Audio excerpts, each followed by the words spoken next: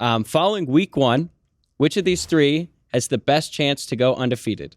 Number 1, Oklahoma. 2, USC. 3, Ohio State. So 3 good performances. Let's go to the first response here from Corey Oliver Hester.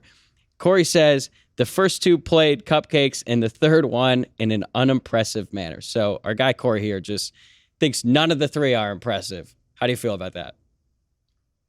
Look, man, college football fans are the hardest people in the entire world to impress. So much so that you can run the table undefeated and people say you didn't play nobody. Like, it doesn't matter to me. You know, you can't beat Bama. But to that end, like, that's what I was looking at when I was asking this question myself. I wanted to put 3 teams from 3 different conferences that have a road to the college football playoff and are undefeated. And I think got dudes enough to at least make that sort of an argument. It's not like I threw Coastal Carolina in front of you, as I have been wont to do in the past, or even UTSA, which we'll talk about a little bit later on. But I wanted to know from folks where they're actually putting their eyes, right? Because if you watch USC, you think the defense now is a little bit better than you expect it to be, even as you expect the offense to do what it does. And for Ohio State's defense, did you think that defense was a little bit better than you thought it would be, knowing what Ohio State's offense does? And then, of course, Oklahoma, I think, is the most balanced that I've seen it be in at least 5 years, maybe going back to the 2015 or even 2012 season for OU, when I thought the offense and the defense were both consistently pretty doggone good. But then it's about schedules, right? So to this first question, I get not being impressed by any of these things, but I'm also going, if we're not impressed by Oklahoma, USC, and Ohio State being 1-0, then what the hell are we watching college football for? Because I'm impressed by that. You know, like, I didn't absolutely positively think all 3 of those teams were going to go 3-0 this week, but it's a good bet. And we're here for that, right? We're here for the game that's being played and not necessarily for who's going to win the national championship, even if we could say before the season started, just hand it to Georgia or Alabama. Am I a little just too cynical there, Tyler? No. The reason I picked this is just it is the most stereotypical college football fan. No one is any good. Nobody has played anyone. Like, if I had to guess here, I don't know, Corey, but I'm guessing that last season when Georgia was like 8-0, 9-0, Corey said, well, Georgia hasn't played anyone.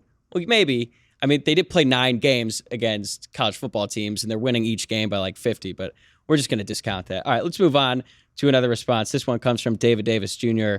David says, USC has to get by Utah and Notre Dame. Ohio State has to get by Michigan.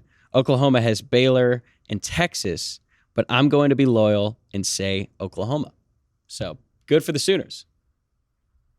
I appreciate the loyalty there, especially as a dude that is as objective and clear-eyed as any OU fan that I've ever met in my life, so much so that Oklahoma fans will tell you all about that. But I have to raise my eyebrow here because the man just said Ohio State has to get past Michigan.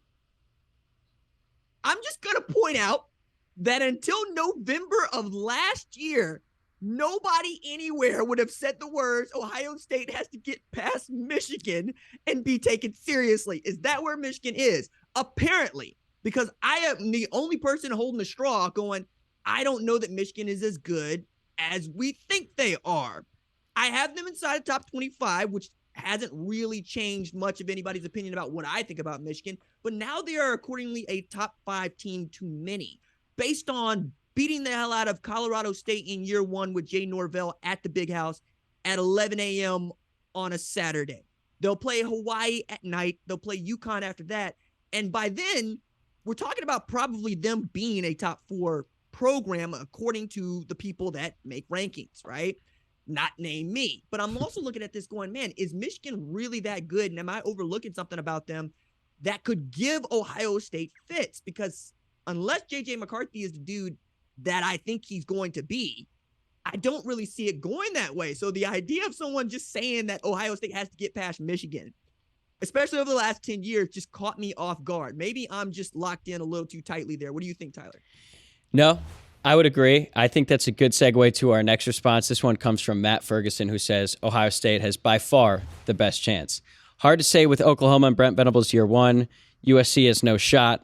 Riley always dropped at least one game to a less talented team each year, and let's face it, basically admitted he couldn't beat teams with more talent when talking about his playoff record. So Matt here is saying Ohio State, but he had some shots to take at Lincoln Riley on the way out. Hey man, apparently I am the only Oklahoma fan who's just like, I'm over it. It's fine. I want USC to be good because when USC is good, it's fun. But I also want them to be good because, frankly, we haven't had what college football fans think of as a real babyface and heel in a national championship in a very long time. I want to say I got to go back to the first time it ever hit me in the face was Nebraska and Florida when Steve Spurrier was very much the dude wearing the black hat and enjoyed that. And Tom Osborne was the guy that just couldn't get over the top and finally got over the top with what quite literally is one of the greatest college football teams of all time.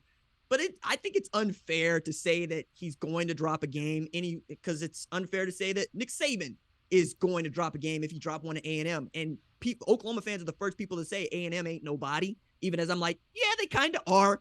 They're kind of pretty good. And I think of USC as being the same way. Now, I also think it's fascinating that Oklahoma fans still have all this to say about USC because there is a point at which it's just petty, right? And I'm not that person, but I'm not that person because I enjoy the sport and I like it when Lincoln Riley's good because then we have more quarterbacks to talk about, wide receivers to talk about, running backs to talk about. And frankly, I would like to see USC putting up a fight here in a way that they just haven't mostly since 2017. Like, I'm going to give them that Pac-12 championship and that number 3 rank going into the Rose Bowl and finishing number 3 in the Associated Press poll, I think with a win over Penn State, if I got that right, with Sam Darnold, back when we all thought that Sam Darnold was that dude. I tend to think that USC actually has the most difficult path of those 3 programs. One, because I think Notre Dame knows that they're good now, right? Like, I know you only scored 10 points on Ohio State, but it's an Ohio State that many of us, myself included, still expect to get to the national championship, right? If not win it for the first time with Ryan Day. And I know what they're capable of offensively, and I saw you keep them in check. If you could do that to Ohio State, I think you can do that to USC. To say nothing of USC still wants to play an FBS program for all 12 games of its regular season schedule, which is not the way that I would draw this up if I'm looking to win 10 or 11 games, but also if I'm just looking to build some confidence for my players. And then you have Utah. That's going to be tough for you, along with Notre Dame. Fresno State is not a gimme as much as people want to not think about them coming the week after you play Stanford in your first Pac-12 game. I also look around, I see UCLA is not bad. As a matter of fact, if UCLA won 9 games this year, it should not shock anybody.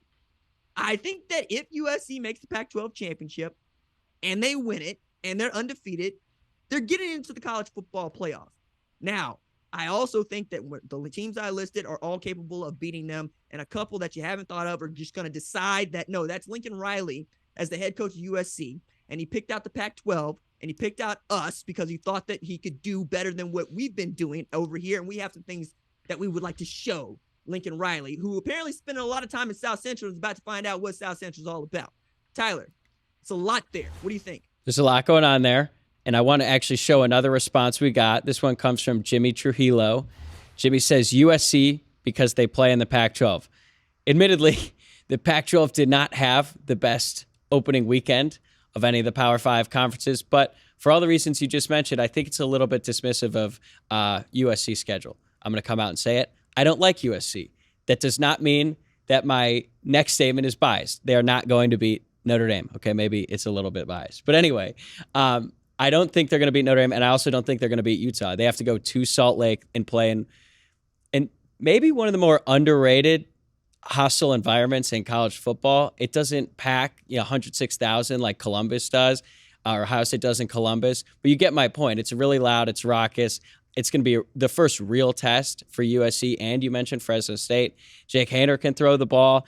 And for me and USC, did you see Raleek Brown hit the Heisman pose when he scored a touchdown in the first half against Rice? I mean, for that reason, I'm out. USC's not going undefeated.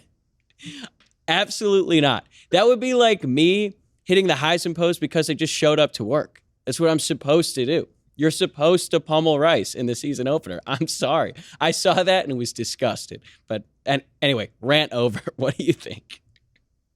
No, I appreciate the rant. And as a guy that has seen Raleek Brown play football since he was a freshman in high school at Mater Dei, I understand why he's feeling himself. One, that dude flew all the way out to Norman and actually went through workouts at an elite camp in June, I want to say of 2019, with Brock Vandagriff to win an offer. And Brock Vandagriff and Malik Brown at one point or another were committed to Oklahoma because of Lincoln Riley, right? Now Brock Vandagriff, I think he's the third string quarterback behind Carson Beck at Georgia. And of course, Malik Brown hit the Heisman against Rice. To your point about playing at Rice Eccles, though, my goodness, yes, that atmosphere is not kind to anybody that wants to play there, because the Utes fans are extremely proud, and they know that their program has its back against the wall now if they want to make it to the college football playoff, let alone defend their Pac-12 championship. And the Pac-12 being weak, look, man, we talked about it on Saturday. We talked about it for our show on Monday, and now we're talking about it for our show on Thursday. It just took another hit to its reputation that it couldn't afford to take, okay? This is a year in which Utah beating up on a Florida team that was unranked would have been great for the Pac-12, especially following Georgia stomping a mud hole in Oregon and walking it dry. So those are your last two Pac-12 champions getting absolutely run out the building by Georgia, and then losing a game that they probably should have won in the swamp to a team that's got a first-year head coach and a quarterback that went from iffy to Heisman contender in Anthony Richardson. You have a lot that you have to bounce back from, and now, because they beat up on Rice, you really got to start to talk about USC being one of the better teams in your conference, and you got to hope that that team can beat up on Tyler's Notre Dame, because I'll be the first person to point out 2018 Notre Dame had no business being in a college football playoff, period. Didn't. Damn near lost to 5-7 Southern California, but they won that game and they end up in the playoff because they're Notre Dame. If you want to see Notre Dame not make the playoff, you need USC to win that game. So if you're a team that can't root for Notre Dame, and a team that can't, or a person that can't root for Notre Dame, and a person that can't root for Lincoln Riley, you're just stuck. Because I genuinely believe by the time we get to that game, it's going to have college football playoff implications, whether you like it or not. All right, well, that comment about Notre Dame 2018, we'll just have to have that conversation off air. A little upset by it. But to wrap things up on this question, I'm just going to say I think it's got to be Ohio State. They're going to be at least 2 touchdown favorites in every game left on their schedule, with Michigan being the only exception. So they're the most proven team. They got the easiest schedule of the 3. That's my pick. But that's all I got on these mailbag questions for today. I appreciate the pick. I appreciate that you also don't think much of Penn State, Michigan State, Rutgers, Maryland. You know, teams that actually won games over the weekend, as opposed to, I don't know, Notre Dame? Right. Look, we're going to do this all week. I'm signing Tyler, up. I was about to say, Tyler This was is fun. one of the people that makes this show go, and I love him so much. And this banter is one of the reasons that we wanted to have this mailbag episode. That is fun for me, fun for him, and I hope fun for you. Let us know what you think. Thank you for watching the #1 college football show. Please remember to subscribe to the channel and like this video so that you don't miss any of the best college football coverage in America.